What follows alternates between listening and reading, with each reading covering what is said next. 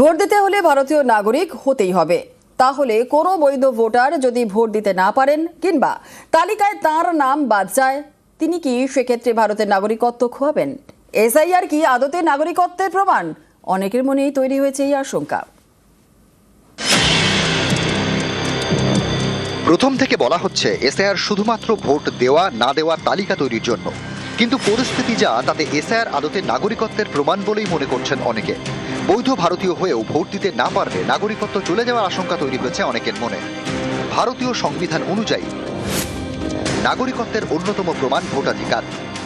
ভারতে বসবাসকারী বিদেশিদের ভোট দেওয়ার অধিকার নেই।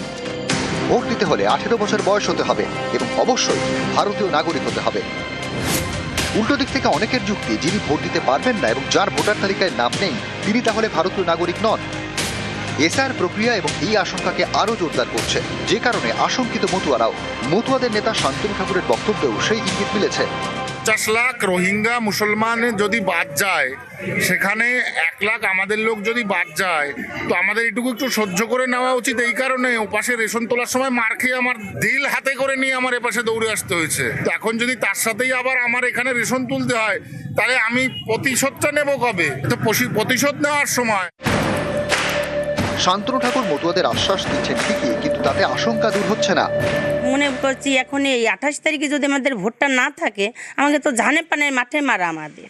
চারিদিক থেকে যে ভোট কাটা যাচ্ছে, সেই আতঙ্কেই তো আমরা শেষ হয়ে যাচ্ছি। আপনি তো কাগজপত্র দিয়েছি, তার সত্ত্বেও কি করব? এখন আমাদের জানে মারা, আমাকে তো পথে বসিয়ে যেতে হবে। তালিকায় যদি ভোটটা না থাকে, তাহলে কি আমরা দেশের নাগরিক না? এই ভোটটার জন্যই তো, ভোটটা দেবো, ছেলেমেয়ের ভবিষ্যৎ পথটা করবো, তার জন্যই তো এদেশের ভোটটা যদি না থাকে আমি কি করব? তাকে এদেশের নাগরিক আমরা হব না, থাকবো না। 14 ফেব্রুয়ারি পর্যন্ত যাদের শুনানিতে ডাকা হয়েছিল তারা সব নথি জমা দেওয়ার পরেও ভবিষ্যৎ নিয়ে চিন্তিত। বহু জ্যান্ত মানুষকে মৃত দেখানো হয়েছে। আমি একজন জনপ্রতিনিধি, আমার নামটাও মৃত দেখানো হয়েছিল। মৃত দেখানোর পর আমি সমস্ত প্রসিডিওর মেনটেন করে ফর্ম তো জমা দিয়েছি আবার, কিন্তু বাই চান্স যে ফাইনাল ভোটার লিস্ট হবে সেখানে যদি আমার নাম না থাকে, আমাকে তাহলে কি কোর্টে গিয়ে আমার নামের যে নামটা আনতে হবে, মানে ভোটাধিকারের জন্য আমাকে কোর্টে যেতে হবে, নাকি কি করতে হবে? আমি খুব ডাউট প্রকাশ করছি এখানে। বাবার 2002 সালে নাম ছিল, দেশ সরকার আমাদের টাইটেল, কিন্তু দেশ সরকারটা একসাথে ছিল। কিন্তু 2025 সালে দেশ সরকারটা আমি আলাদাভাবে লিখেছিলাম। হিয়ারিংয়ে তো গেছিলাম, হিয়ারিংটা করে এসেছি। এটা তো ভুল নয়, কারণ আমার তো 2002 সালে আমার বাবার আছে, আমার থাকবে না, আমি ভোটটা দিতে পারবো না 2026 সালে, তাহলে তো আমার যেতেই হবে, আইনের দ্বারস্থ তো হতেই হবে। 28 ফেব্রুয়ারি প্রথম ভোটার তালিকা প্রকাশ করবে কমিশন। তারপর ধাপে ধাপে তালিকা প্রকাশ হবে।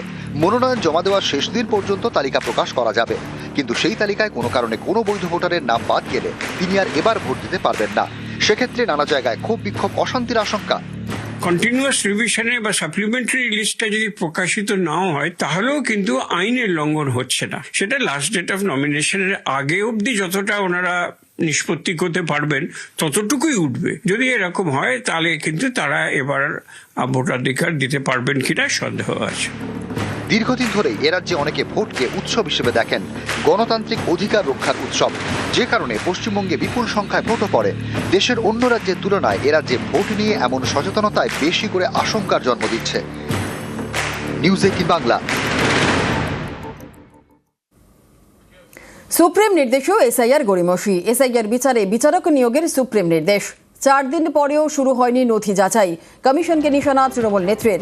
28 তারিখের তালিকা নিয়ে সংশয় মমতার। আজকে এসআইআর চলছে, অনেকের ভোটাধিকার বাদ গেছে। আমি দুঃখিত। প্রথমে 58 लाख निकाल दिया, उसको बाद छुपा छुपा के, जो पहले रूल्स ही नहीं था लॉजिस्टिक डिस्क्रिपेंसी नाम पे, 50 लाख नहीं वो 80 लाख होगा। 1,20,00,000 लोगों का नाम बाद चला जाएगा। मैंने खुद जाके फाइट किया सुप्रीम कोर्ट में। मैं इंसानी के लिए इंसानियत चाहते हैं। मेरे को देखना नहीं है कौन तृणमूल है, कौन बीजेपी है, कौन सीपीएम है, कौन हिंदू है, कौन मुस्लिम है, कौन जैन है। मेरे को देखना है कि लोकतंत्र बर्बाद ना हो और जनता का अधिकार प्रतिष्ठित रहे। चाहे किसी को भी निकाल दिया, मैं उसको खिलाफ में हूँ। ऑर्डर भी हो गया, 4-5 दिन हो गया कोर्ट का, उसका बाद भी काम शुरू नहीं हुआ। मेरे को पता नहीं है 28 तारीख में जब लिस्ट निकालेंगे तो लोगों को मन में जिसको नाम नहीं रहेगा कितना दुख होगा। जियो और जीने दो। ভোট ঘোষণার দিন থেকেই রাজ্যে পর্যবেক্ষক। নির্বাচন কমিশনের এমনই ইঙ্গিত। প্রতিটি বিধানসভা কেন্দ্রে একজন করে পর্যবেক্ষক নিয়োগ করা হবে। তাদের নজরদারিতেই চলবে মনোনয়ন প্রক্রিয়া।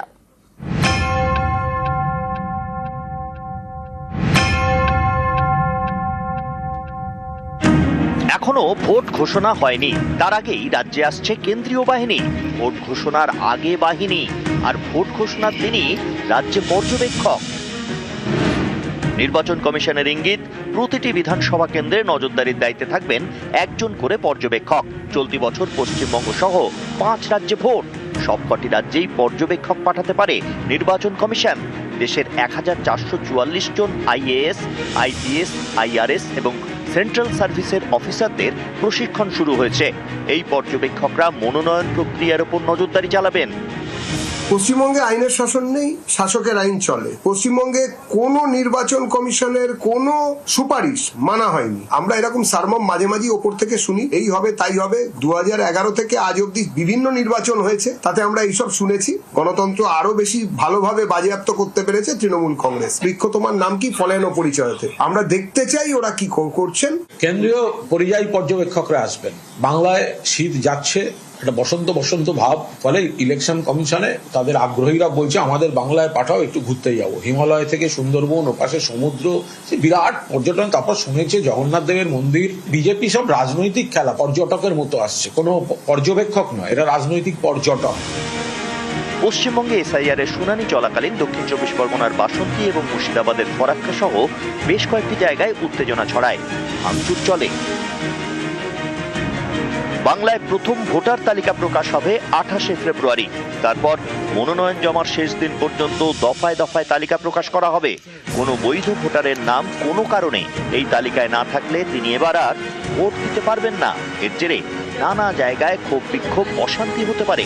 এই আশঙ্কা থেকে ভোট ঘোষণার দিনই সব বিধানসভা কেন্দ্রে পর্যবেক্ষক নিয়োগের কথা ভাবছে নির্বাচন কমিশন।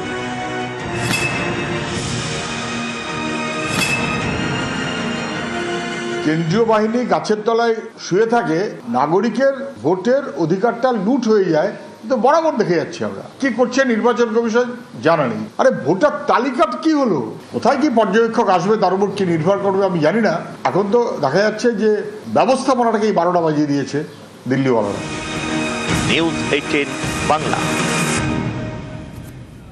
ভিন রাজ্য থেকে পুলিশ এনে ভোট পরিচালনার দাবি শুভেন্দু অধিকারীর। হতাশার বহিঃপ্রকাশ বলে কটাক্ষ তৃণমূলের। আমরা অপেক্ষায় আছি নির্বাচন কখন ঘোষণা